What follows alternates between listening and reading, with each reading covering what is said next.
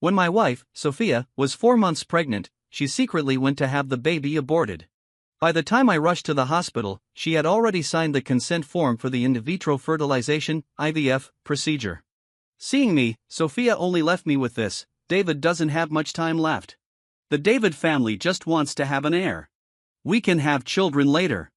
As she was about to enter the operating room, I calmly took out the divorce agreement and said, "You don't want our child to grow up in a recombined family, do you?" Her friend accused me of being heartless and told me to coax her back. But Sophia looked indifferent and said confidently, "He chased me for 8 years and spent half of his fortune on our marriage. Watch, James will come crawling back to me in a while." But Sophia didn't know that I was just lovesick, not stupid. Start of text. If you like it, remember to subscribe. At the entrance of the hospital operating room, David was holding Sophia on the hospital bed, his brows furrowed as he gently stroked her stray hairs, looking deeply affectionate. I stood in the corridor, holding the divorce agreement, taking in everything. "Excuse me, move aside," the nurse with a tray said impatiently, pushing me aside and walking towards the operating room, interrupting the affectionate gaze between the two. Before I could say anything, Sophia struck first. "David doesn't have much time left. He wants to leave an heir for the David family. He respects you as my husband and doesn't want to cuckold you, so we decided to do IVF. You should be more understanding and not make a scene. Sophia and I met in the first year of high school. I chased her for 8 years, and we got married a year after getting together. After marriage, it was found that she had polycystic ovaries and it was difficult for her to conceive. I tried every means to take care of her, and I was already prepared to not have children. I never expected that she would get pregnant. The moment I knew she was pregnant, I was overjoyed. During her pregnancy, she was sensitive, and as her belly grew, my mother and I were very careful, for fear of making her unhappy. But I never thought that she would have our hard-won child-induced and, with her body not yet recovered, surrogate for her first love. Then David surely wouldn't want the child he worked so hard for to call me Dad," I said, clenching my fists, taking 2 deep breaths, my expression softening slightly, with a faint smile on my lips. "Sign this. Consider it a gift from me to the child. James, I told you, this is IVF. If you want a divorce, don't regret it," Sophia said, her tone a bit impatient. She took the document and pen, scribbled her signature, and threw it at me without mercy. The document landed on the ground with a snap. I didn't care. I bent down to pick up the folder and even dusted it off, then turned to leave. David grabbed me, frowning and smiling bitterly. "James, I'm sorry. It's all my fault. My health is getting worse, and I don't think I'll live to get married and have children. After the child is born, I'll return Sophia to you. I'm the only child in my family, and I can't bear to let my parents experience the pain of losing their child. I just want my parents to have something to look forward to after I'm gone." "David, ignore him," Sophia said, glaring at me, grabbing David's hand and pulling him back to the bed. "James, David is already in poor health. Why are you still provoking him? Can't you be a little kinder? We're doing IVF, not sleeping together. After the child is born, we'll still be husband and wife. Is it necessary to divorce over such a small thing?" "It is," I said. Looking at them made me sick. I forcefully shook off my hand, and David stepped back 2 steps. "Sophia, I'm sorry." "He must be angry," I said, then turned and left directly, but her contemptuous laughter came from behind. "It's okay. He chased me for 8 years. Every time he gets angry, he comes back to coax me. This anger won't even last the night." I gave the agreement to my assistant and let him handle everything, while I devoted myself to work. "James, do you need someone to pick you up after the party?" Olivia called halfway through the banquet. I raised my hand to look at my watch. It was only 9 o'clock. I took the wine from the tray of a passing waiter, took a sip, and nodded, "Okay." Realizing the unique taste, I drank it all in one go, savoring it carefully. Out of the corner of my eye, I saw David in a black suit hurrying towards me. I didn't want to waste words, put down the glass in my hand, and turned to leave. Olivia was just standing at the door in her black Audi. "James, the driver isn't here yet. Can you wait a moment?" She was my junior from university. After graduation, she worked at Thunder Company and was very proper. I strode into the passenger seat, rubbed my temples, and said with my eyes closed, "No, just go." Seeing David following closely, Olivia hesitated for a few seconds, then sat in the driver's seat, closed the door, started the car, stepped on the gas, and drove away, leaving David stamping his feet in anger behind. James. Halfway through the journey, Olivia said worriedly, but then she saw my flushed face leaning against the doorframe. She was so anxious that she stepped on the brake and stretched out her hand to touch my forehead. Her hand was slightly cold. You're so hot. What's going on? Of course I knew what was going on.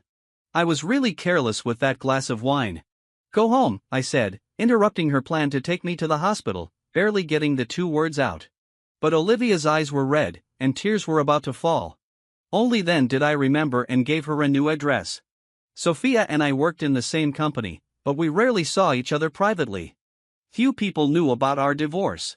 It was normal for her to be worried that her wife might misunderstand if I was taken back like this. I'm divorced, I said to her in a muffled voice after she helped me into the small apartment and I lay down on the bed. I finally lifted my head from the pillow.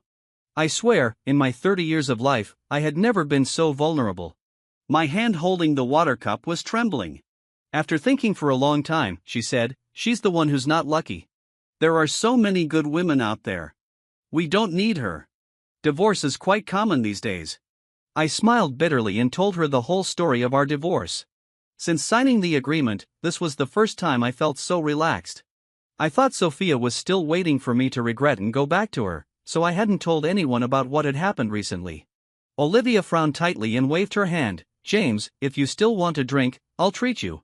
No need. You should go back, I said, smiling and waving my hand. It wasn't safe for a young girl to be out alone, and I could hardly suppress the surging heat in my body. Sweat was dripping down in big drops, and my rationality was gradually being consumed.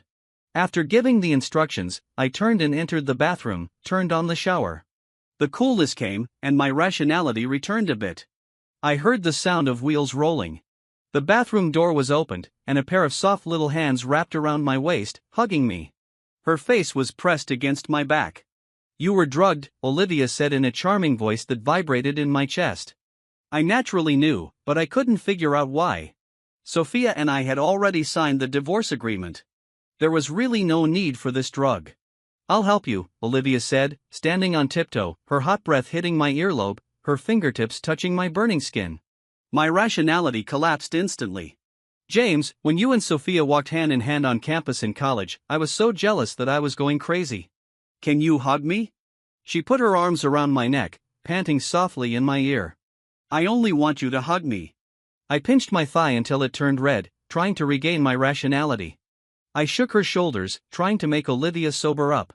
My tongue searched for moisture, and the kiss deepened. The fragrance of peach blossoms filled my teeth. I forgot that only I had drunk alcohol. Her thin shirt slipped off, and the heat spread. Without having time to wipe the water off my body, I picked her up horizontally and threw her onto the bed. It was not until a soft cry and Olivia's tears fell that I realized what stupid thing I had done. She was a little panicked, her hands around my neck, offering her lips. From then on, my movements became much slower. As the sky gradually brightened, the heat subsided. We didn't sleep much all night. When I woke up, I realized what a stupid thing I had done. There was a 1-month cooling-off period for divorce. It hadn't been long. I didn't feel that I had betrayed Sophia by cheating, but I felt it was unfair to Olivia. I got up quietly, got dressed, called a car, and went to the company. As soon as I arrived at the company, Sophia rushed into my office with her best friend. James, why do you always target David? I've told you, he's in poor health. Can't you be more tolerant of him? He had a heart attack last night because of you. I'm just helping him have a child. I didn't do anything else with him. Do you really have to push him to the edge? I've made it clear to you that I'll always be your wife. You know he's in poor health. Can't you have some empathy? I clenched my fists, my knuckles turning white, trembling slightly with anger. I had chased her for 8 years, and now I realized that I had wasted my youth. Last night, you mean the thing when I turned my back on him? If you want to settle accounts, go out and turn right, to the building next door, I said in a cold voice. She was speechless for a moment. Before, David, relying on his status as my wife's first love, wandered around the business world under my name and got a lot of opportunities. Last night, it was obvious to everyone that I didn't get along with him. Everyone knew which was more important. Before Sophia could speak, her best friend Chloe spoke first. James, you know David's physical condition. Whether he can survive this year is still uncertain. He and Sophia are childhood sweethearts. Shouldn't you take more care of him? Chloe threw her bag on the table, leaned on the table, and said to me dissatisfiedly, we've all seen how Sophia has treated you over the years. Don't be so ungrateful. Watching the two women domineering in my office, one of them being the boss's wife, the people outside all pricked up their ears, but none of them dared to step forward. Have you finished? I said indifferently. The two women in the room were both stunned. If you finished, then leave quickly. I got up, walked to the door, and said to the secretary who was eavesdropping outside, Ms. Sophia and I are divorced. If you let her in casually again, you can leave too. Hearing this, the secretary trembled her lips and it took a long time for her to say a word, okay. James, you're crazy. Playing hard to get won't work on me. I advise you to be obedient, and I can still go back and live a good life with you. Don't be too greedy. Humph, it's you who are greedy. But you won't have the chance anymore, I said, looking at her coldly and signaling the security guards to take them away. Both of them felt humiliated. Sophia's face was ferocious. Fine, don't regret it. I shouted at Sophia, it's you who should regret it.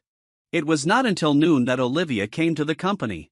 She sat at her desk, blushing and daydreaming. Our relationship was originally straightforward, but suddenly I didn't dare to look at her directly and just buried myself in my work.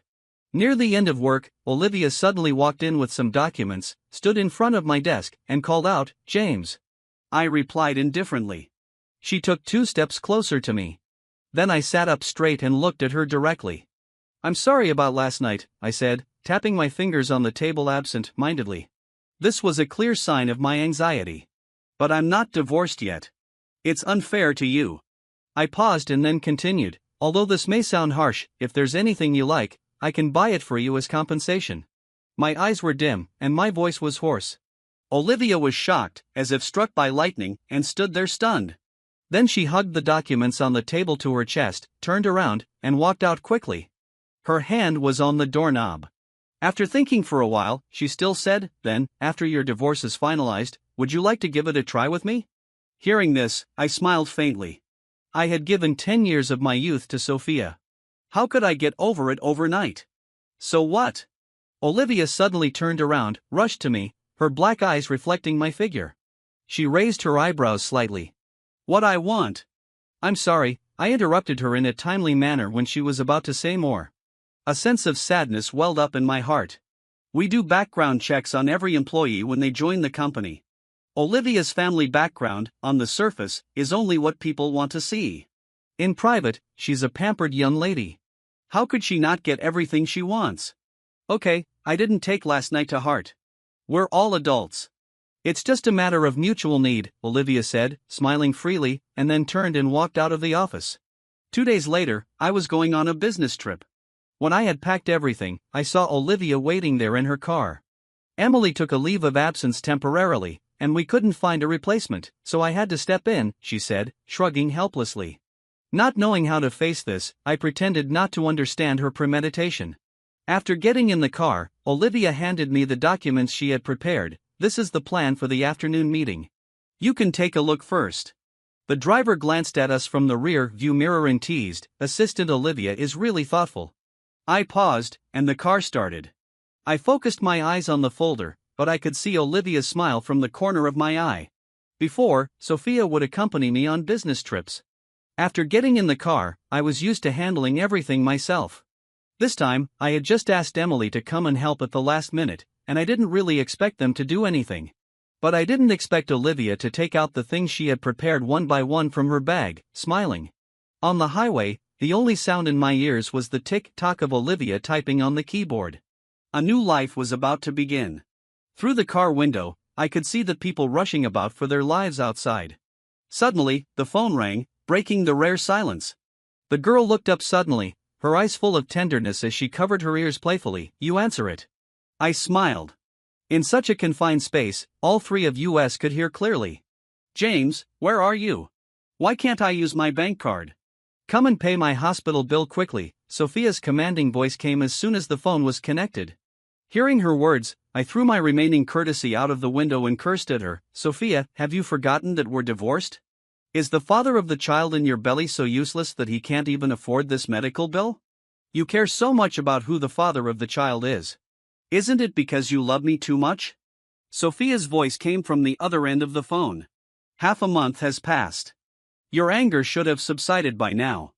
I promise, as soon as the child is born, I'll come back to you and be your good wife. Isn't that enough?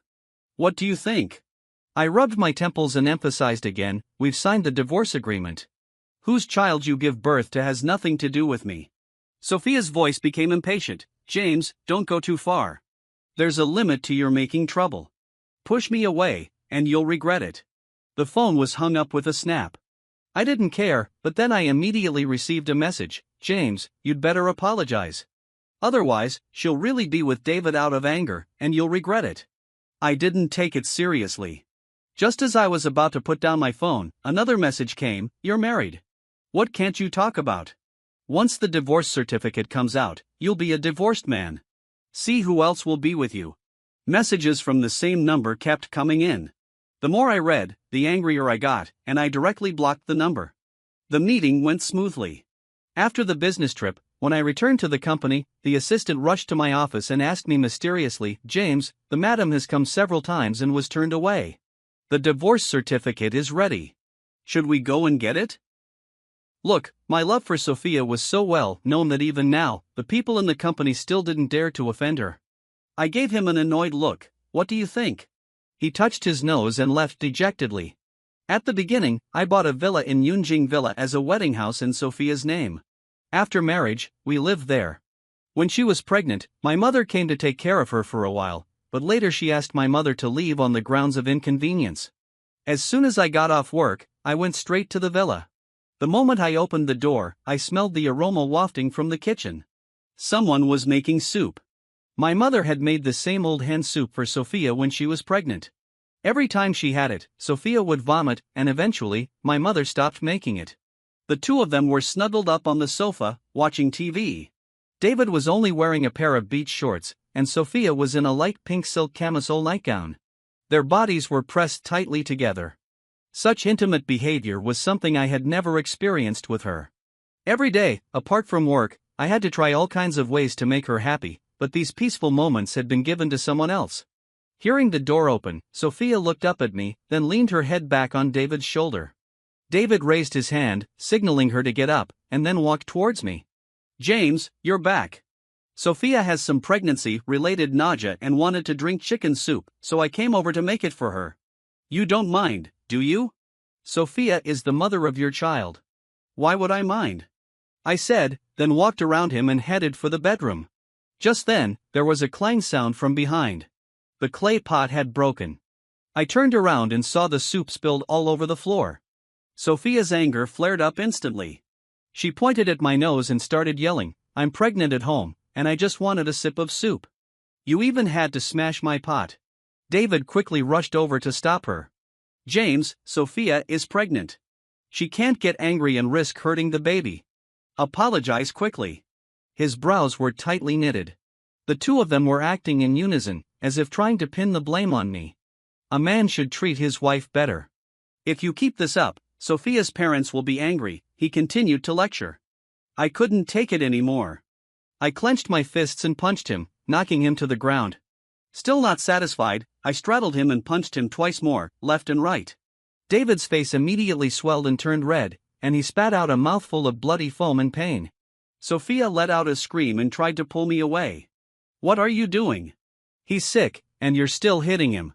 I ignored her nonsense and said coldly, David, if you can't control your woman, stay away from me.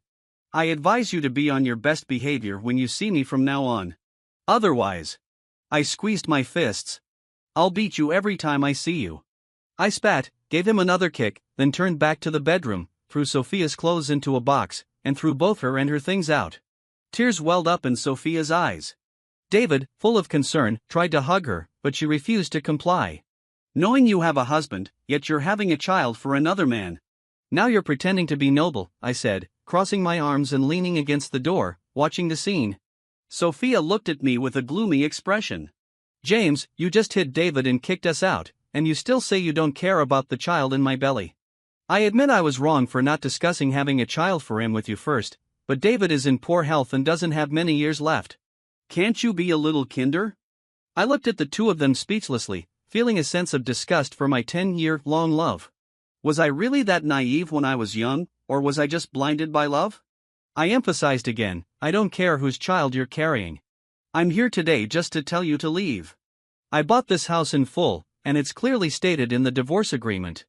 As I spoke, I took out the brand new divorce certificate from my bag and handed it to Sophia. Here you go. From now on, we're done. Seeing the divorce certificate in front of her, Sophia's face turned deathly pale.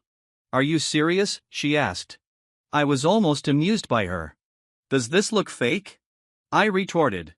I remembered that year in the first year of high school, on the playground, Sophia had a ponytail and was wearing a clean white t-shirt.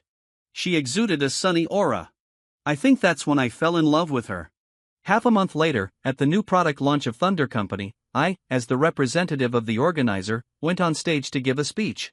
There was a huge crowd below the stage, and reporters swarmed in from all around. And I immediately saw the little girl in the center, looking up at me with admiration in her eyes. Emily gently nudged my back with her elbow and said with a flirtatious smile, "Look, our James is still as charming as ever." Your father asked me to persuade you, but it seems I don't need to do anything. As she spoke, she took out a blue folder from her bosom and handed it to me. I took a look. It was the speech materials for what was to come. Emily was kind of like a childhood friend of mine. She was straightforward and tomboyish. We had been getting along like siblings since we were kids. I used to worry that she would steal Sophia from me, but she would always pout and say that although she was a bit of a dolt, she wasn't that indiscriminate. I took the microphone from the host, cleared my throat, and said, "There is no absolute success, only the process of continuous innovation." Next, I'll show you the fruits of our innovation. The PPT was projected onto the big screen, and I talked endlessly on the stage.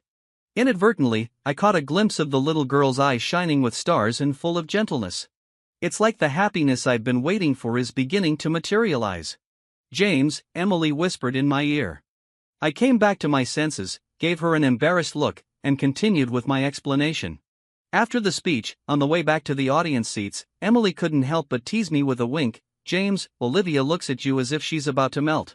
Is something good coming up?" "Just do your job," I said, putting the things back in her hand and giving her an annoyed look. "Hey, let me tell you, if something good is really happening, I have to be at the main table," she said with a mischievous smile. For some reason, I felt a bit guilty, and my ears turned red instantly. I suddenly thought of the way Olivia looked at the party that day, with red eyes, like a little white rabbit beneath me. Just then, the little girl came up to me and said cutely, "Wow, James, you're so handsome." Emily smiled meaningfully, raised her eyebrows, and then left. I sat down next to the girl, watching the staff's demonstration. An ambiguous atmosphere gradually spread, and our fingertips accidentally touched. Soon, a gasp made her sit up straight immediately, just like a cat caught stealing. "Olivia," said a girl with long hair draped over her shoulders and a tall figure. After Olivia introduced herself awkwardly, the girl's eyes lit up, and she stared at me intently. "Are you the brother who's 7 years older?" she asked. I was completely confused. "What the hell?" I said. As soon as I said this, Olivia's face turned bright red, and she seemed to want to find a hole to crawl into. "Is your 5-year crush finally about to come true?" the girl whispered to Olivia. Unfortunately, my hearing was too good, and I heard every word clearly. "You gave up being a young lady for him and made yourself look like a nanny all day long. Haven't you caught him yet? I looked down on you." The girl pursed her lips in disgust. I quickly stood in front of Olivia to protect her, and with a smile, I said neither humbly nor arrogantly, "Don't worry about it. I'll definitely send you an invitation when we get married." My actions not only stunned the little girl but also surprised myself. All of a sudden, I didn't want this soft and cute little girl to be wronged. From then on, the little girl was like she was on a high. No matter how I explained, she wouldn't listen. She stuck to me like a little sparrow every day. Later, Sophia stopped me in the parking lot. From a distance, she saw Olivia getting out of my car. The smile on her face immediately disappeared. "Who is she?" David also came over at this time, glaring at me. "Do you know how Sophia has been these days?" She's been so sad for you that she hasn't been able to eat for days. You're actually cheating on her with another woman. How can you do this to her?" Sophia looked downcast, with tears in her eyes. "Why are you telling him this? I'm not non-James dependent. I'm not unwanted either." Hearing this, anyone would think I was the one who cheated first. I ignored them and walked straight towards the car. But David grabbed me, constantly accusing me of being heartless and leaving my wife for another woman. I shook off his hand. Seeing more and more people gathering around, I slightly raised the corners of my mouth, wondering what kind of act he was trying to put on. If he thought I loved Sophia so much that I would sacrifice myself to protect her, he was completely wrong. I motioned for Olivia to get in the car. Sophia stepped forward to stop us. I curled my lips and said something that made her freeze in place. "Can't eat because of morning sickness from having a child for you, isn't it?" Sophia's face turned bright red. She lowered her head and secretly glanced around. "James, you." She gave me an annoyed look, blaming me for revealing the matter. "What about me? Shouldn't I have exposed your affair during our marriage, or shouldn't I have mentioned David's infertility?" I crossed my arms, looking at her with disdain. The two of them looked at me in disbelief, as if they never expected me to know so much. David looked at Sophia with love in his eyes. In the first few days after the divorce, I thought for a long time but couldn't figure out why, since they were childhood sweethearts and clearly in love, they didn't get together but instead married me. It wasn't until Emily showed up in front of me with the information about David's infertility that I understood. David came from a small mountain village, and his family condition was similar to Sophia's. Back then, I was attracted to Sophia's simplicity. It wasn't love at first sight at all. Clearly, she had been planning this for a long time, using my power to pave the way for her beloved. Sophia had been calculating and scheming for 10 years, but now it had all come to light. Even now, Sophia still wanted to argue. I threw the divorce certificate in her face and said, "Take a good look at who's actually cheating." As soon as I finished speaking, David blocked me, preventing me from getting in the car. I deliberately fell to the ground, and more people gathered around. "You had a child with my wife and you still dare to hit me. I'll teach you a lesson today," I said, reaching out to grab David's collar, pulling him to the ground, then straddling him and punching him hard. In fact, I had wanted to do this for a long time. David struggled desperately. I picked up the fire extinguisher on the ground without hesitation and smashed it towards his stomach. Even though I was extremely angry, I still retained some sense and aim for the places that would cause him pain. Sophia screamed in fright. By the time I was tired from hitting, the security guards finally arrived with the police. "He was the one who started it," said Olivia, worthy of being my top-notch assistant. She threw her phone on the table, and the video of our fight was playing on repeat, clearly showing that David was the one who started the fight. "You." Sophia was so angry that her chest was heaving violently. I quickly pulled Olivia back 2 steps and said, "She's pregnant. You'd better not make her angry. Otherwise, she might hold us responsible." The little girl also cooperated by taking 2 steps back and hiding behind me in fear. David rubbed the bruise on his mouth and laughed insolently. The high and mighty James also knows how to protect a woman. Unlike you, you let the woman who's having a child for you rely on others for protection. Olivia carefully stuck her head out and retorted, "Still better than some people." I could hardly help laughing. David's expression turned ugly, and his eyes were filled with killing intent. He kept looking at Olivia. I affectionately rubbed the little girl's head and held her in my arms. Sophia's face also became very ugly. When we left the police station, I contemptuously said to David, "Watch over the mother of your child. Don't come out and make a fool of yourself again." This huge uproar quickly caused an uproar. Sophia, who could originally act arrogantly relying on her status as James's wife, now had no way out. Only then did she realize that she had gone too far. Her face was as pale as a sheet, and her tone softened. She tried to pull the corner of my clothes, but I dodged. She refused to give up. "David and I are just good friends. He doesn't have a child, and I just wanted to help him. If there was really something between us, we would have gotten together long ago. If you don't like this child, I'll have an abortion right away." I was filled with disgust. How could someone be so self-disrespectful? What did the child mean to her? A Chinese cabbage? Olivia was also shocked by her words and opened her mouth wide. I sneered in disgust, patted Olivia's fluffy head, and said, "Cover up the hickeys on your body first before you talk." Sophia looked nervous, her fingers tugging at the corner of her clothes. She glared at David. I took the little girl and got in the car. James, why didn't I see it? Olivia asked. See what? I raised my eyebrows, deliberately teasing her with a mischievous smile. Just that. Her ears turned red. This look made a heat rise in my lower abdomen. I bent down and whispered in her ear, "Hickeys?" The blush spread from her ears to her neck. I laughed heartily, sat up straight, and drove away. Olivia's family background was similar to mine. She also had a villa near my new house. Although she rarely lived there, thanks to Emily, I knew all about it. The car stopped at the door. As I got out, I cleared my throat and coughed twice.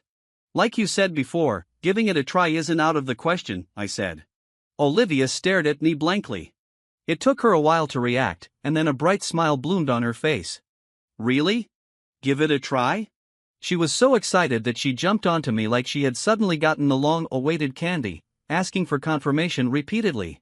Is it that exciting? I was a bit puzzled. Suddenly, I saw 2 lines of tears streaming down Olivia's cheeks. Afraid that she would fall, I quickly put my hands around her buttocks. In a panic, I instinctively kissed her to stop her from crying. After a long time, Olivia tightly hugged my neck and choked, "Do you know? I've been waiting for this sentence for 7 years. You chased Sophia for so many years, and I've been waiting for you for so long. James, you know? At that time, I clearly saw the Sophia you chased for so long with David, but I was afraid you'd be unhappy. I'll treat you well in the future, only you." Olivia rubbed against my neck. Afraid that she would keep crying, I pretended to be in pain and said, "Although you're light, I'm almost out of strength." As I spoke, I deliberately jolted her a couple of times, and she hugged me even tighter in fear. "I want to go in and sit for a while," she said, nodding slightly with her head buried in my chest. I laughed out loud and carried her into the master bedroom. Although I had sold this house, the layout was similar to before, so I was quite familiar with it. Later, Sophia was unwilling to accept the situation and came to me several times, trying to beg for my forgiveness. Seeing her still flat belly, I knew she had lost the child. When I threw the investigation materials in front of her, Sophia was completely stunned. It turned out that in the past 6 months, she had undergone 3 in vitro fertilization attempts, but all of them had failed. She felt guilty towards David. She not only suffered a lot but also spent all her savings. She looked much more haggard. David didn't have any serious illness. It was just that he had an unruly lifestyle when he was young, which led to poor sperm quality, easy miscarriages, and thus difficulty in getting her pregnant. They had planned to find a fool to take the blame, but they ended up in such a mess.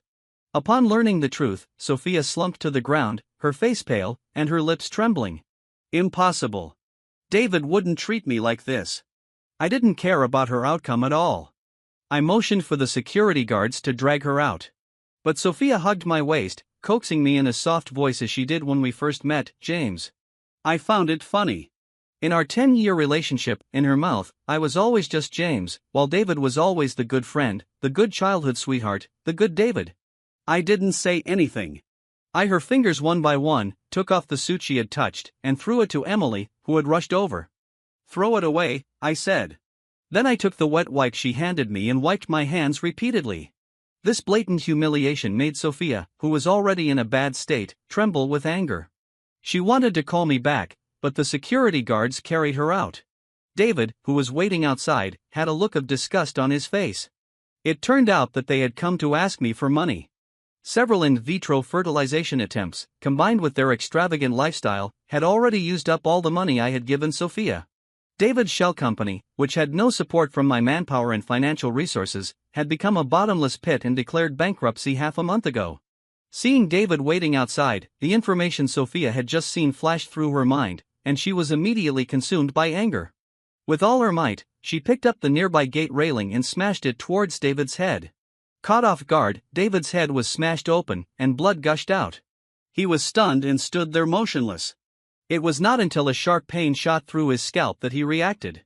"Are you crazy?" he shouted. Sophia grabbed David's hair and started fighting him non-stop. More and more onlookers gathered. The security guards, following Emily's instructions, stayed away, and the situation got out of control for a while. Seeing that no one was coming to his aid, David, regardless of the consequences, grabbed Sophia's hair in return. Sophia had been through so much in the past few months. How could she be a match for the strong and healthy David? In just a few moments, she was pushed to the ground.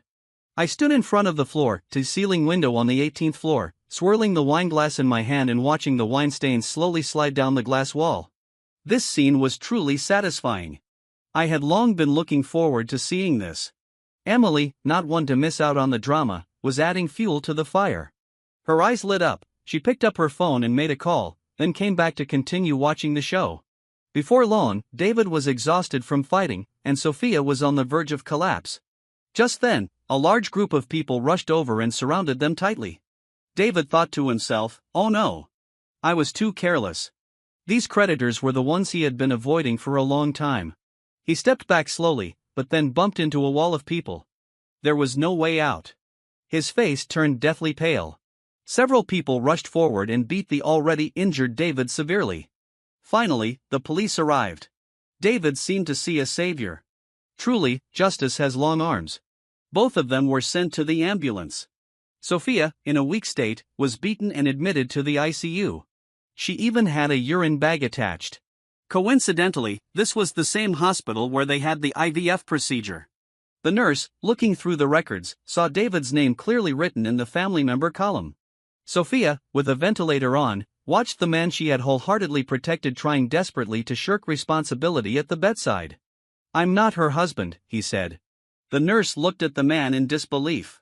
"The child from her IVF is yours," she said. Then, turning to the police, she said firmly, "The father of the child is this man. There's no one else." David was speechless, yet still tried to shift the blame onto me.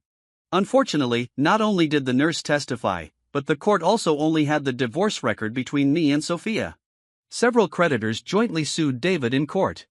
The charges included falsifying accounts, embezzling funds and absconding, and seriously injuring Sophia by beating her. With so many charges piled up, he not only lost everything but also had to go to prison. While they were being battered and bruised, I had already prepared a custom-made ring to propose to Olivia. Lights were flashing all around, and people were screaming. Before I even got down on one knee, she covered her mouth and burst into tears, repeating, "I do, I do." Our friends laughed at her eagerness. After all, having waited for 7 years to finally marry the man she loved, how could she not be eager?